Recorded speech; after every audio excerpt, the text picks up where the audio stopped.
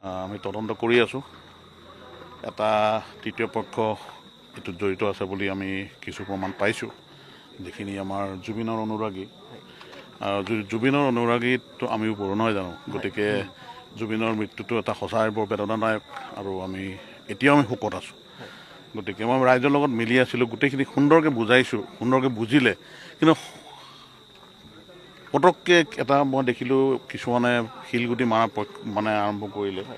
তাৰ পৰা ৰিজাল্টত আমি কিছুমান এনেকুৱা ৰাবাৰ বুলেট বা যিখিনি আমি প্ৰিলিমিনাৰী ডিফেন্স ল'ব লাগে ল'লোঁ। আৰু এতিয়া আপুনি দেখিছে যথেষ্ট আমি ফ'ৰ্চ পাইছোঁ। আমাৰ সন্মানীয় IGP ল and order sir, IGP BTAD sir, তেওঁলোকে অহৰহ লাগি আছে আমাৰ লগত। এতিয়া আমাৰ কিছু মুহূৰ্তৰ পিছত DGP ছাৰো ইয়াতে উপস্থিত হ'বহি। গতিকে গোটেই বস্তুটো আচলতে বৰ এটা মানে বৰ আচৰিত পাইছোঁ, এনেকুৱা যে মব যিটো চাইক'লজি মই দেখিলোঁ।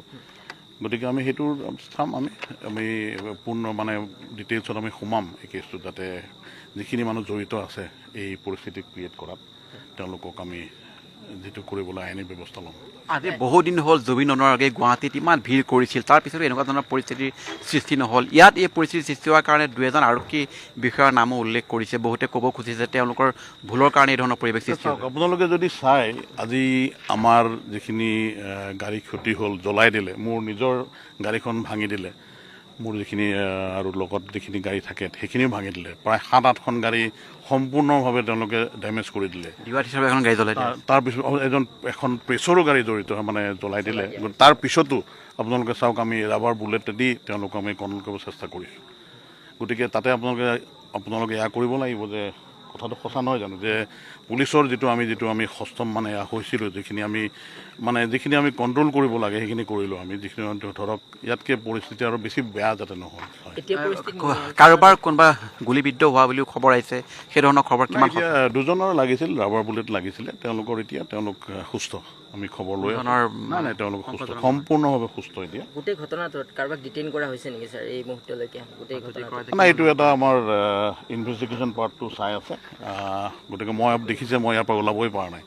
আৰু ৰাতিৰ ভাগত আমি যিখিনি ডিউটি ডিটেইল কৰিব লাগে গোটেইখিনি মই নিজেই চাই আছোঁ। গতিকে দেখা যাওক, মই ৰাইজক আহ্বান জনাম আপোনালোকৰ জৰিয়তে যে যাতে অলপ তেওঁলোকো এয়া হওক, সষ্টম হওক। গতিকে সুন্দৰ যিটো তদন্ত প্ৰক্ৰিয়াটো সুন্দৰভাৱে আগবাঢ়ি আছে, ধৈৰ্য ধৰিব লাগিব। আৰু যাতে কোনো তৃতীয় পক্ষৰ প্ৰৰোচনাত যাতে তেওঁলোক এনেকুৱা নহয়, ইনফ্লুৱেঞ্চ নহয়, মইতো ৰিকুৱেষ্ট কৰিম। আৰক্ষীৰ লোক কিমানমান আহত হৈছে? আমাৰ আৰক্ষীৰ প্ৰায় কম বেছি পৰিমাণে জখম হোৱা প্ৰায় 35জনমান হ'ব। মানুহৰ চিলাই পৰিছে। মোৰ OC বৰমাৰ তেওঁৰ 5টা চিলাই পৰিছে, তথাপিও তেওঁ ডিউটিত আছে। মোৰ এৰিষ্টত দেখিছে আপোনালোকে, এৰিষ্টটো মোৰ কিজানি ফ্ৰেকচাৰে হ'ব পাৰে, মই এতিয়ালৈকে যাব পৰা নাই। সাংঘাতিক বিষ হৈ আছে, তথাপিও মই এতিয়া নিজৰ দায়িত্ব এৰি যোৱা নাই, নিজৰ জেগা।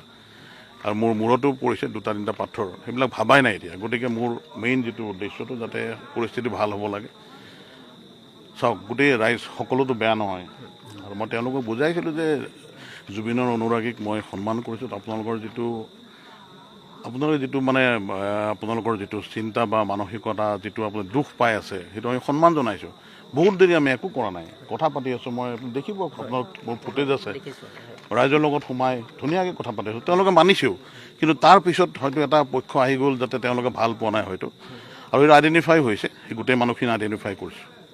আৰু যিখিনি মই এচুৰেঞ্চ দিছোঁ, যিখিনি জুবিনৰ অনুৰাগী, সঁচাকৈ জুবিনৰ অনুৰাগী, তেওঁলোকৰ ওপৰত কোনো আমি একশ্যন নলওঁ। আমিও যদি জানো ন মানুহ কোন, কাৰ উদ্দেশ্যটো কি, সেইটো ভালকৈ জানো। যিকেইজনক আপোনালোকে আটক কৰি ৰাখিছে তেওঁলোকক গ্ৰেপ্তাৰ কৰা হৈছিল কিবা তেনেকুৱা কিবা? এইটো আইনী প্ৰক্ৰিয়াটো জানে আপোনাৰ, আইনৰ যিটো আমাৰ। আৰু তেওঁলোকৰ ইনভলভমেণ্ট আপোনালোকৰ প্ৰেছৰ পৰাই মই পাইছোঁ। গোটেই ফুটেজখিনি আপোনালোকে মোক দিছে।